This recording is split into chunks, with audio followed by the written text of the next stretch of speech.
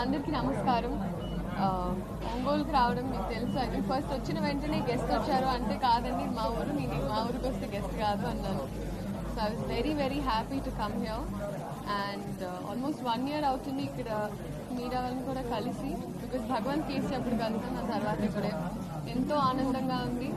And especially ఈ stores ఎక్కడైతే నాకు గుర్తుంది, తాతగారు ఏ పండగ వచ్చినా మా ఇంట్లో పెళ్ళిళ్ళు ఉన్నా మేము ఎప్పుడు షాపింగ్ కోసం నన్ను తీసుకొచ్చేవాళ్ళు ఈ రోడ్లోనే.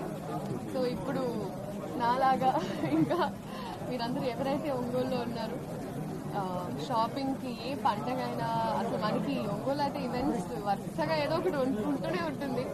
సో క్రిస్మస్ అయినా, న్యూ ఇయర్స్ అయినా పండుగలు ఎన్నోతో ఆనందంగా ఉంది.